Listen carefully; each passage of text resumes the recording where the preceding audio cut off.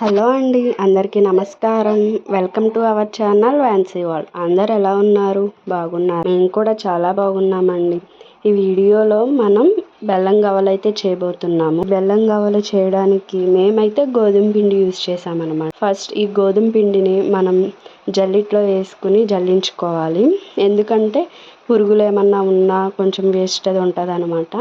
అవన్నీ పోతాయి. ఇదిగో చూసారు కదా, ఇదంతా వేస్ట్ అనమాట.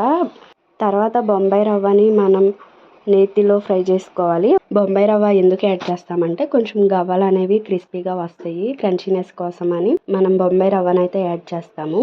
కొంచెం హీట్ చేసుకున్న ఆయిల్, అలానే తగినంత సాల్ట్, ఇవన్నీ ఫస్ట్ మనం వాటర్ పోయకుండా మిక్స్ చేసుకోవాలి. ఆ తర్వాత మనం హాట్ వాటర్తో మిక్స్ చేయాలన్నమాట. ఈ మిశ్రమాన్ని కూల్ వాటర్తో కాదు.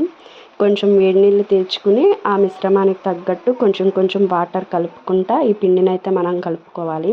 పిండి చాలా ఎక్కువ ఉంది కాబట్టి ఏదన్నా పెద్ద గిన్నెలో మనం కలుపుకుంటే బెటర్. ఎందుకంటే చిన్న చిన్న గిన్నెల్లో అయితే మనకి పిండి అనేది సరిగ్గా కలపడం కుదరదు, కింద పోతా ఉంటుంది. కాబట్టి ఇంత పెద్ద క్వాంటిటీలో చేసేటప్పుడు కొంచెం ఇలాంటివి యూస్ చేస్తే మనకి అంత ఇబ్బంది ఏమి ఉండదు.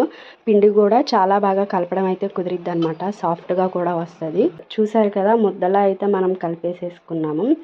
కలుపుకుని ఒక పావు గంట అయితే పక్కన పెట్టుకోవాలి. ఎందుకంటే పిండి అనేది సాఫ్ట్గా వస్తుంది అనమాట. వాటిని చిన్న చిన్న రౌండ్ బాల్స్ లాగా చేసుకోవాలన్నమాట. ఆ కలుపుకున్న పిండిని కొంచెం కొంచెం తీసుకుని ఉండల్లాగా చేసేసుకోవాలి.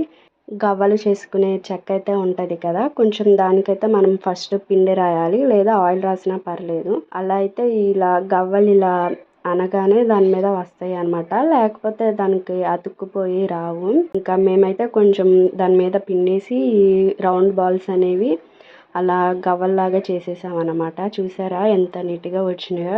ఆ తర్వాత స్టవ్ మీద ఆయిల్ హీట్ అవ్వాలి. ఆయిల్ కూడా బాగా హీట్ అవ్వక్కర్లేదు. ఎందుకంటే ఆయిల్ బాగా హీట్ అయితే మనం గవ్వలు వేయగానే బ్రౌన్ కలర్లో వచ్చేస్తాయి అనమాట. ఇంకప్పుడు మనకి లోపల అనేది సరిగ్గా కుక్ అవ్వదు.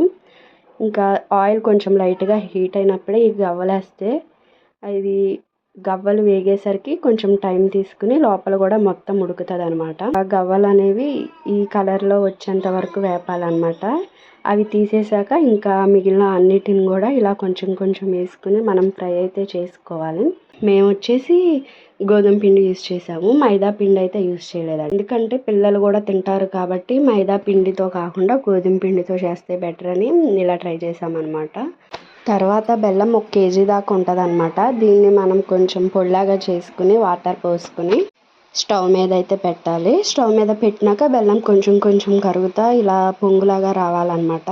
బెల్లం పాకం అనేది స్టవ్ మీద పెట్టి వదిలేయకూడదు, తిప్పుతూ ఉండాలి, లేకపోతే అడుగంటిద్ది అనమాట. ఇంకా దీనికి ముదురు పాకం అయితే అక్కర్లేదండి, లేత పాకం చాలు. ఆ పొంగు వచ్చాక పాకం వచ్చిందో రాలేదో చూసుకుని పాకం వచ్చాక మనం ఇలాచీ పౌడర్ వేసుకుంటే పాకం అయితే రెడీ అయిపోయిద్ది. ముందుగానే ఫ్రై చేసి పెట్టుకున్న గవ్వల్ని కొంచెం కొంచెం ఈ పాకంలో వేసి తిప్పుతూ ఉండాలన్నమాట.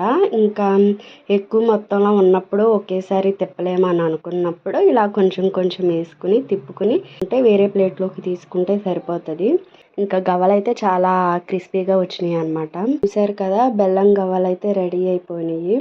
ఇంకా ఇవి గవ్వలు అయితే కొంచెం మనం దగ్గర చేసేసుకుని తిప్పేసుకుని ఒక బౌల్లో వేసుకుంటే మనకి 1 మంత్ స్టోర్ ఉంటాయి అన్నమాట. మేమైతే 1.5 కేజీ గోధుమ పిండికి 1 కేజీ బెల్లం అయితే వేసాము. ఇంకా 3/4 అయితే బొంబాయి రవ్వ యూజ్ చేసామన్నమాట. మీరు కూడా ఒకసారి ట్రై చేసి ఎలా వచ్చిందో కమెంట్ చేయండి. ఇంకా అలానే వీడియో లాస్ట్ వరకు చూసినందుకు చాలా థ్యాంక్స్ అండి. వీడియో నచ్చితే తప్పకుండా లైక్ చేసి సబ్స్క్రైబ్ అయితే చేసుకోండి.